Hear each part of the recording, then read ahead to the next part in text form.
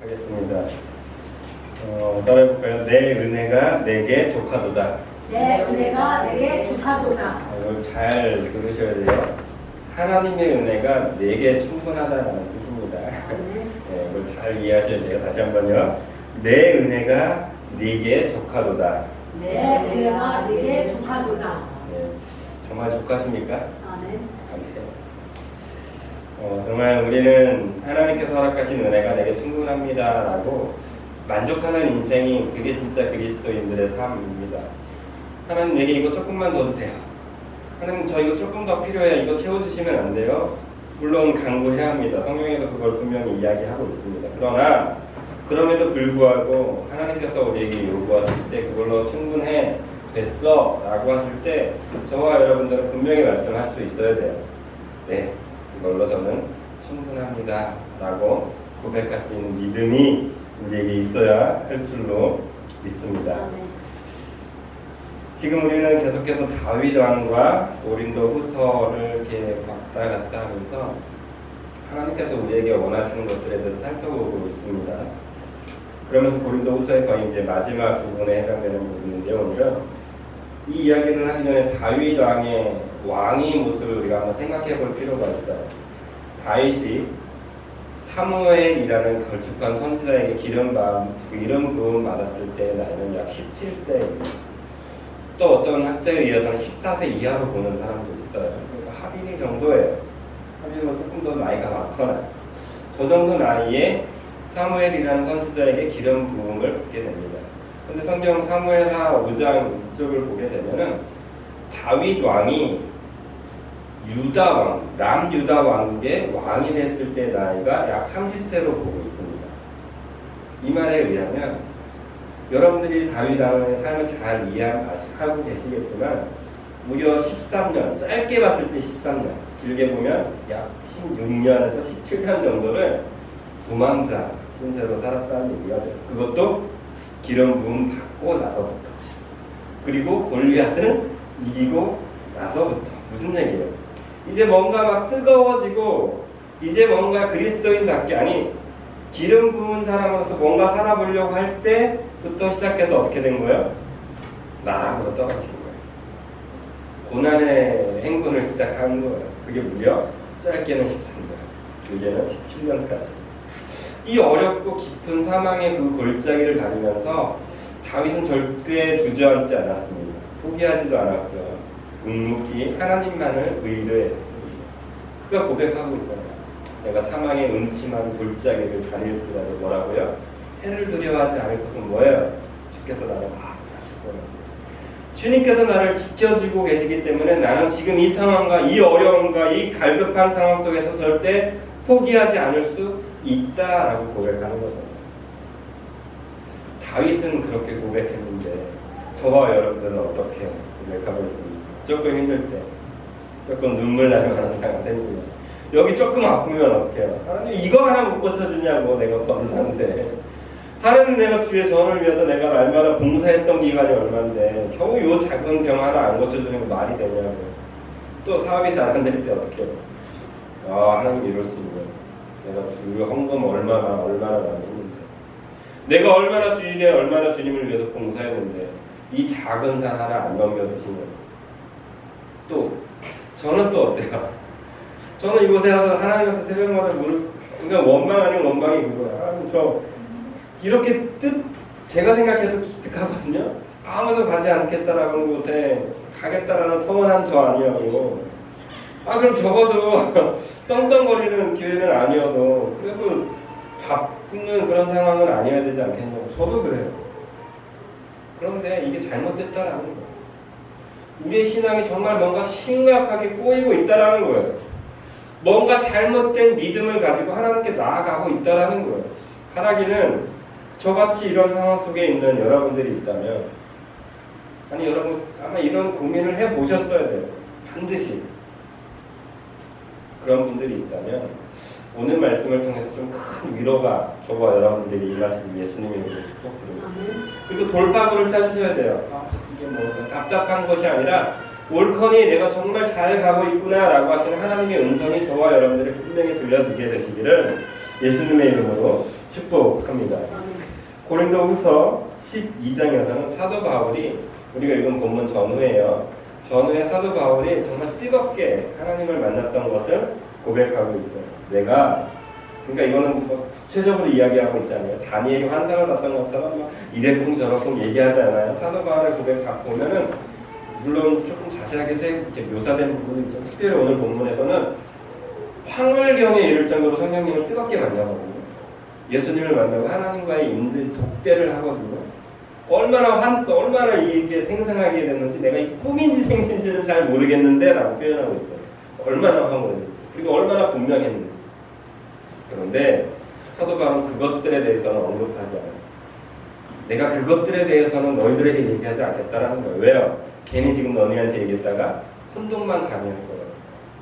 너네 그걸 바라보면서 이상한 거 아니야? 이러면서 잘못된 선입관이 들어갈까봐 나는 그것에 대해서 얘기하지 않을 거야. 그런데 그런 일을 경험했던 내가 하나님께 내가 3번 간구했던 게 있어. 그게 뭐예요? 학자들에게 신학자들이 연구한 말은 간질이라고 얘기하는 사람도 있고 피부병이라고 얘기했던 사람도 있어요. 중요한 건 사역하는 데 있어서 하나님의 일을 하는 데 있어서 엄청나게 방해되는 질병이 누구에게 있었어요? 사도 바울에게 있었다는 얘기예요. 그래서 사도 바울은 이런 환상, 이런 꿈 같은 너무 황홀경에 이를 정도로 하나님을 만났을 때 그때는 그건 자랑하지 않은데 지금 내가 자랑할 게 하나 있어. 그건 뭐냐면 내 기도가 응답되지 않았던 걸 지금 자랑하고 있는 거예요. 여러분 뭘 자랑하세요? 10년 동안, 20년 동안 예수님을 잘 믿었더니 뭘 자랑하냐고요? 내 자녀가 잘 됐어. 이거 자랑하고 있지 않아요? 저도 똑같아요. 제가 하나님의 일을 열심히 섬겼더니 주일학교가 부흥했어. 이것만 자랑해요. 제가 부교육자 때 내내 어떤 교회를 가든 부흥이 일어났어요. 좀 다음 교회에서 뭘 자랑하고 있는지 알아요? 제가 이런 일을 했던 사람입니다. 5명이었던 인원 가지고 수십 명으로 만들었던 사람이 바로 저입니다. 그러니까 제 말 믿고 따라오세요. 라고 교사들에게 말했던 사람이 바로 저예요. 근데 사도 바울은 자기의 자랑, 분명히 자랑할 만한 것들이 있는데 그것은 오해할 만한 것들이 있으므로 자랑하지 않고 말하지 않고 뭐만 얘기하고 있어요? 기도에 응답되지 않은 걸 자랑하고 있어요. 이게 해답이에요. 이게 왜 해답인지 아세요? 사도 바울이 기도했어요. 근데 기도에 응답받지 않고 더군다나 여기서 말하면 간구라는 것은 막 내 속에 이 창자가 뒤틀릴 정도로 막 뒤집는 고통 가운데 있을 때 간구거든요. 그러니까 여러분들이 금식 기도한다고 하는 그런 정도로 생각하시면 좋을 것 같아요. 그런 기도를 3번이나 했어요. 사도 바울이. 어떤 금식 기도였을지는 상상이 안 되는 처절한 기도였던 거라고 그냥 상상만 할 수도 있을 정도죠. 그런데 하나님은 사도 바울에게 네 은혜가 뭐라고 해요? 너에게 좋게 충분해 라고 이야기함으로 사도 바울은 이것을 자랑하겠다. 쉽게 말해 기도의 거절을 자랑하고 있는 것이죠. 여기마다 제단에 무릎 꿇고 하나님께 기도하는 것들이 있습니다. 주보를 가면서 기도하기도 하고 때로는 하나님 몇 명의 정도만 더 주시면 안 될까요? 단 한 번도 하나님께서 내게 뜨거움을 허락하신 적이 없어요. 그런데요, 여러분들의 이름 하나하나 불러가면서 여러분들의 마음들을 생각하면서 기도할 때는 제게 눈물을 허락하세요. 무슨 얘기예요? 지금 내게 허락하신 이 영혼들을 네가 눈물로 기도하는 그것으로 충분하다라고 하나님께서 주시는 이 말씀을 제게 들려서 저는 지금 많이 감사하고 있어요. 사랑하는 당진비전교회 성도 여러분들에게 저는 예수님의 이름으로 축복하는 것은 여러분들이 부하지 않음에 좀 감사하길 원합니다. 여러분들의 가진 건강이 없음에 감사할 수 있는 믿음이 있길 예수님의 이름으로 축복합니다. 여러분들이 아무리 간구하고 여러분들이 아무리 열심히 노력해도 변하지 않는 그 인간이 있음에 감사할 수 있는 저와 여러분들이 되시길 예수님의 이름으로 축복합니다. 왜요? 그게 하나님이 내게 주신 응답이기 때문입니다. 하나님이 지금 내게 허락하신 은혜이기 때문이라는 것입니다. 사도 바울은 왜 거절당하는 것에 대해서 충분한 이 기도 감사하다고 이야기하거든요. 우리가 12장 10절 말씀을 보면 어느 정도 19절 말씀을 보면 살짝 이해가 돼요. 예수님이 하나님이 사도 바울에게 뭐라고 하는지 잘 보십시오. 나에게 이르시기를 뭐래요? 내 은혜가 너에게 족하도다. 이는 뭐래요? 내 능력이 어디서부터 나온대요? 약한 데서 온전하여 집니다. 사도 바울이 기도의 거절을, 자기의 아픔을 고쳐주지 않으시는 하나님을 만나요. 그런데 사도 바울은 거기에서 멈추지 않아요. 하나님이 내 기도 안 들어주셔서 흠칫 뿡 이게 아니라 그 뒤에서 하나님께서 말씀하시는 그것을 듣기 시작한 거예요. 뭐요? 너의 약함에서 내 능력이 어떻게 될 거라는 거예요? 온전해질 거라는 이 말에 초점을 잡기 시작한 거예요. 그런데 우리는 기도할 때, 신앙생활할 때 자꾸 내 기도에 초점을 잡아요. 하나님이 내 기도를 들어주시느냐 안 들어주시느냐 여기에 초점을 잡고 있어요. 이건 세상 정교에서 말하는 기도예요. 세상에서 말하는 기도는 그런 거예요. 내가 잘 되고 내 아들이 잘 되고 내 사업이 잘 되고 내 주변이 잘 되고 이런 것들을 하나님께 구하는 거예요. 이게 세상에서 말하는 기도예요. 그래서 그걸 잘 들어주면 좋은 종교예요. 안 들어주면 나쁜 종교에 옮겨요. 대한민국의 그리스도인들 정말 많습니다. 그런데 교회에서 교회를 옮기는 사람이 더 많아요. 대한민국에 얼마나 많은 그리스도인들이 있는데 한 교회를 섬기는 그리스도인은 정말 점차 적어지고 있습니다. 어쩔 수 없는 당연한 걸지도 모르겠어요. 전 여러분들에게 예수님을 간절히 축복드려요. 어떤 교회든 상관없어요. 우리 교회를 섬기라는 얘기가 아니에요. 하나님을 섬기십시오. 하나님을 섬기는 그 교회를 섬겨보십시오. 교회에 옮길 필요가 있어요? 그 교회에서 정말 이단을 가르치고 그 교회에서 잘못된 교리를 가르치고 그 교회에서 말도 안 되는 목사가 있지 않는 이상 교회를 옮길 필요가 없어요. 왜? 그곳엔 누가 계시니까요? 하나님이 계시니까 여러분들은 그곳에서 하나님만 섬기면 되는데 우리 자꾸 어떻게 해요? 좋은 목사만 찾고 있어요. 왜 좋은 목사를 찾고 있어요? 좋은 프로그램을 찾고 있어요. 왜 좋은 프로그램을 찾고 있냐고 도대체. 하나님은 이미 이 교회에 족한 은혜를 허락하셨어요. 그리고 앞으로도 족한 은혜를 보실 거예요. 그럼 그것만 바라보면서 가야 되는 거예요. 그런데 왜 내게 필요한 것이 공급되지 않냐고 따지고 있냐고요. 사도 바울은 그걸 뛰어넘는 신앙을 지금 고백하거든요. 전 여러분들에게 예수님이 이런 축복해요. 주님, 아니 여러분, 우리 당진 비전교회 성도 여러분, 저와 여러분들이 사도 바울처럼 내 기도에 집착하는 인생이 아니라 하나님께서 하신 그 말씀에 집착하고, 아니 그 말씀을 듣게 되시는 은혜가 저와 여러분들에게 임하시게 되시기를 예수님의 이름으로 축복드립니다. 그럼 하나님이 우리에게 말씀하시는 그 은혜는 대체 무엇입니까? 아까 말씀드렸지만 네 은혜가 너에게 뭐예요? 족하다. 왜 하나님이 그럼 우리에게 네 은혜가 너에게 족하다고 했을까요? 간단합니다. 여러분들은 누가 만드셨습니까? 하나님이 만드셨습니다. 하나님이 여러분들의 인생을 인도하시는 것을 믿으시나요? 하나님이 여러분들의 인생을 완성시키실 것을 믿으십니까? 이걸 아멘 할 수 있어요. 만약 하나님이 여러분들의 인생을 만드셨고 만드시고 계시고 완성하실 것을 믿으신다면 어느 하나 부족할 것이 있어요? 없어요? 없어요. 다만 내 눈에만 부족해 보이는 거죠. 다만 내 인생에는 고달프고 힘든 일이 있어 보일 뿐이에요. 지금 여러분들이 믿음만 있다면 내 인생은 하나님의 타이밍이 가장 완벽하게 수순대로 잘 가고 있다. 그런데 뭐가 좋게? 뭐가 부족해? 하나님 보시기엔 충분합니다. 소장선 목사가 당진 비전교의 모습이 여러분들의 삶이 여러분들의 눈에는 이게 조금 더 있어야 되고 이게 조금 더 채워줘야 되고 내 아들이 조금 더 잘해야 되고 내 아들이 공부도 조금 더 잘했으면 좋겠어요. 이건 내 바람인 거예요. 근데 하나님은 그게 아니에요. 충분하다라고 합니다. 만약에 하나님께서 보시기에 부족하면 어떻게 하십니까? 하나님이 채우시는 거예요. 이 뒤에 나와서는 너의 약함이 뭐예요? 나의 온전함, 내 능력의 온전함이다. 혹시 네 눈에 이 작아 보이는 것들이 있니? 네 눈에 보이는 이 아픈 것들이 있니? 그것들을 향해서 하나님은 앞으로 이제 어떻게 하겠다라는 거야? 온전하게 하실 거야. 완전하게 만드실 거라는 거야. 앞으로 저와 여러분들 가운데 흠이 보이십니까? 특별히 소장선 목사에게 안타까운 모습을 보이세요? 기대하십시오. 하나님은 어떻게 하실 거예요? 완전하게 나아가실 거예요. 저를 바꾸서라도.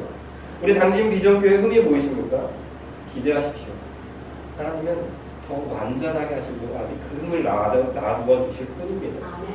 우린 그걸 어떻게 그것을 들고 어떻게 하면 되는 거예요? 나아가기만 하는 거예요.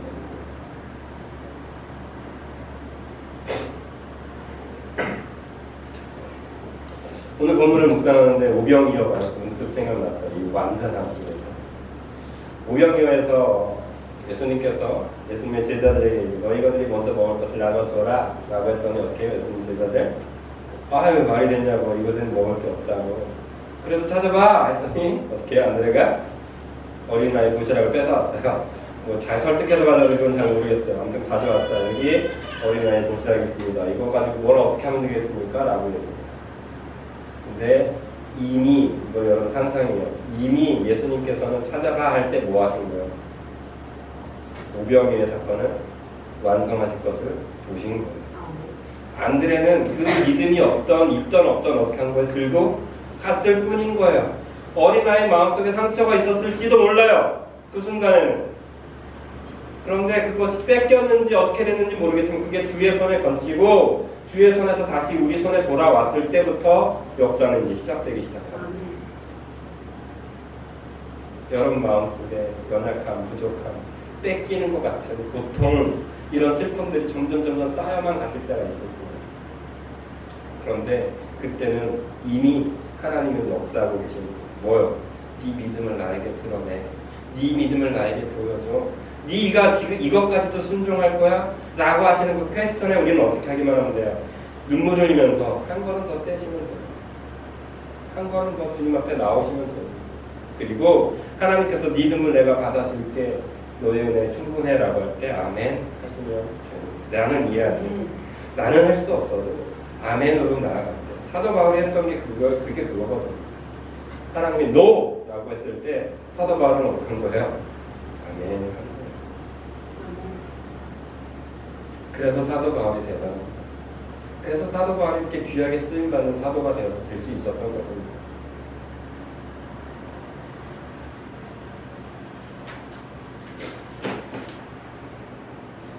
사도 바울은 본문 10절에서 같이 읽어볼까요? 사도 10절 고린도서 12장 10절에서 같이 읽어볼까요? 그러므로 내가 그리스도를 위하여 약한 것들과 능력과 궁핍과 박해와 곤고를 기뻐하노니 이는 내가 약한 그때 예수님께서 하나님께서 사도 바울에게 내 은혜가 너에게 충분해. 왜냐하면 내 능력은 너의 약함에서 나오기 때문이야. 온전해질 것이기 때문이야 라고 얘기를 하자마자 사도 바울은 바로 고백해요. 그러므로 내가 그리스도를 위하여 약한 것들과 능력과 궁핍과 박해와 곤고를 어떻게 할 거라고요? 기뻐한다 라고 얘기합니다. 그래서 지금 자기가 가지고 있는 이 질병 또한 기뻐할 수 있었던 거예요. 하나님께서 이 약함을 사용하실 겁니다. 고쳐주겠다라는 게 아니에요. 여러분 오해하시면 안 돼요. 여러분 가난한 속에서 돈 많이 생겼다고 하나님 응답하신 게 아니에요. 돈 많이 생기게 할 거라는 응답이 아니에요. 하나님의 일을 완성시킬 거라는, 너의 기쁨을 통해서, 너의 순종을 통해서. 왜요? 내가 약할 그때 하나님은 강해집니다. 여러분들의 부모님께 가장 큰 효도는 무엇입니까? 돈 많이 갖다 드리는 걸까요? 여러분들의 자녀가 여러분들에게 물론 용돈 많이 갖다 주면 괜히 기분 좋긴 해요. 그건 뭐 어쩔 수 없는 사람이에요. 그런데 여러분들이 정말 흐뭇할 때, 여러분들 눈 감기 직전에 여러분들의 자녀가 여러분들에게 어떤 이야기를 해주기를 원하십니까? 한 가지 아니에요? 내가 엄마 때문에 행복했어, 이거 아닌가요? 내가 아빠 때문에 지금까지 이렇게 잘 살 수 있었어. 이 모든 게 누구 때문이에요? 아빠 때문이야, 엄마 때문이야. 그 아빠로서의, 엄마로서의 그 삶을 인정해 주는 것 아니냐고, 자녀가. 왜 하나님께서 저와 여러분들에게 계속 이런 흠을 줄까요? 이런 아픔을 줄까요? 이런 고통을 그냥 남겨두실까요? 하나님께서도 인정받고 싶으신 거예요. 뭐를요? 우리가 하나님을 인정해 드리는 것. 하나님이 지금까지 하신 거였네요. 나의 이 약함을, 이 어리석음을 하나님께서 사용하셨네요. 하나님도 듣고 싶으신 거예요. 아멘. 그럼 우리는 어떻게 하면 돼요? 하나님을 인정해 드리자니까. 아멘. 진짜 못먹겠네 이게 아니라, 와 이거 정말 못하겠는데, 와 이걸 가지고 하나님이 하시겠다고 놀라시면서 하시면 이걸 정말 큰 기쁨 아니겠습니까? 이게 믿음 아닐까요? 아니 이게 믿음이잖아요. 우리 이 믿음 좀 소유하시면 안 되겠습니까? 특별히 저는 축복합니다. 여러분 저를 위해서 많이 기도하십시오. 자꾸 이 믿음이 사라져요. 어쩔 수 없는 거겠죠. 제 연약함이겠죠. 그랬을 때 그 당당함이 점점 작아지는 저를 봅니다. 왜소해지는 저를 바라봅니다. 영적 왜소함을 말씀드리는 사람 점점 찌고 있습니다. 여러분, 저에게만 이런 것들이 필요하겠습니까? 여러분들에게 더 필요하지 않겠어요? 제가 일을 하면서 느껴요. 예전에는 사실 전도사 하면서도 돈을 벌었거든요. 그때는 사실 그냥 용돈벌이였어요. 이거 써서 이미 일이 없어도 사실 저는 먹고 살만했어요. 왜 페이도 나오고 뭐 저 혼자 있으니까 먹고 사는 데 큰 문제 없잖아요. 근데 요즘 조금 달라요. 삶의 현장이 지금 안 나가면 안 되는 거예요. 욕을 먹어도 힘들어도 나가야 되는 거예요. 그러다 보니까 알게 된 거예요. 삶의 현장으로 부딪혀 보니까 조금 더 알게 된 거예요. 그런데요, 저는 절대 제 자존심을 놓지 않아요. 어떤 자존심인지 알아요? 목사로서의 자존심은 놓지 않아요. 그리스도인이라는 자존심은 절대 놓지 않아요. 일하면서 알거든요. 여러분들도 아실 거예요. 조금 속일 수 있잖아요. 조금 편하게 일할 수도 있잖아요. 근데 그러지 않아요. 왜요? 목사라는 자존심이 있어서, 그리스도인이라는 자존심이 있어서 절대 그러지 않아요. 조금 더 힘들고 말지, 조금 손해보고 말지, 절대 그러지 않습니다. 저는 그게 지금 사도 바울이 말하고 있는 그 믿음의 시작이 아닐까 생각합니다. 사랑하는 당진 비전교회 여러분들에게 예수님의 이름으로 축복드립니다. 여러분, 세상에서 손가락질 당하지 마십시오. 아멘. 사도 바울처럼 좀 부족해도 아파도 어떻게 해요? 하나님께서 내게 주신 이 박해와 권고와 이런 아픔들을 하나님께서 더해서 나를 바꿀 거라는 기쁨으로 그냥 소망으로 조금 더 살았죠. 그러면 하나님께서는 기필코 하나님의 능력을 더하십니다. 아멘. 제가 우리 아이들을 보면서 느껴요. 우리 아이들이 학교에서, 죄송합니다, 내 표현, 쪽팔리기가 싫더라고요. 내 자녀가 누군가에게 흠잡히는 걸 내가 더 못 참겠더라고요. 하나님께서 저와 여러분들의 약함을 그냥 두고 보시겠냐고요, 그런 하나님이. 아멘. 하나님이 저와 여러분들에게 흠을 두셨으면 세상 사람들이 그걸 보면서 손가락질하게 두겠냐고요. 하나님이 자존심 상해서. 안 그러시겠다라는 거예요. 하나님이 그걸 변형시켜서 바꿔서 하나님 능력을 보여주실 거예요. 여러분들의 삶이 사도 바울의 고백으로 좀 기뻐하는 삶으로 나아가게 되시기를, 이런 박해나 권고나 이런 능력과 궁핍들이 기쁨으로 받아들이심으로 하나님이 역사하는 놀라운 그 일들을 바라보게 되시는 저와 여러분들이 되시기를 예수님의 이름으로 축복드립니다. 오늘은 맥주감사주일입니다. 한 해를 돌아보고 제 인생을 돌아보아도 다 하나님이 하셨다라는 고백 여러분들이 이미 하고 계실 것입니다. 특별히 오늘은 첫 것에 감사를 드리는 날이기도 합니다. 그동안 내게 허락하셨던 것들에 대한 감사. 우리 이번 한 주는 좀 첫 것을 하나님께 좀 많이 드려봤으면 좋겠어요. 이 예배를 통해서 받았던 은혜를 가지고 여러분 삶 속에 좀 살아보십시오. 좀 부족하고 연약했던 모습 속에 기쁨을 가지고 한번 감당해 보자고요. 그리고 다음 주에 왔을 때 하나님께서 주신 그 새로운 첫 기쁨을 가지고 하나님을 찬양했으면 좋겠습니다. 이번 한 주가 그런 진짜 맥주 감사주일이 되길 원해요. 하나님께서 내게 주신 이 새로운 마음, 새로운 기쁨을 가지고 새로운 믿음의 결과물을 살아내시는 진짜 맥주 감사주일이 되시기를 예수님의 이름으로 축복드립니다. 아멘. 기도하겠습니다. 사랑의 하나님 아버지 감사드립니다. 오늘도 하나님의 말씀을 들었습니다. 불안하고 두렵습니다. 또 내가 어떻게 될지 겁납니다. 그러나 이 두려움이 아닌 하나님께서 내게 주신 기쁨으로 연약함과 부족함과 궁핍과 그런 것들이 아니라 하나님께서 역사하실 그 기대와 믿음으로 나아가길 원하오니 우리에게 찾아오시고 우리에게 말씀해 주셔서 믿음으로 살아갈 수 있도록 맥주 감사주일의 그 삶이 우리 현장 속에서 나타날 수 있도록 우리에게 믿음을 더하시고 우리 삶 속에서 역사하여 주옵소서.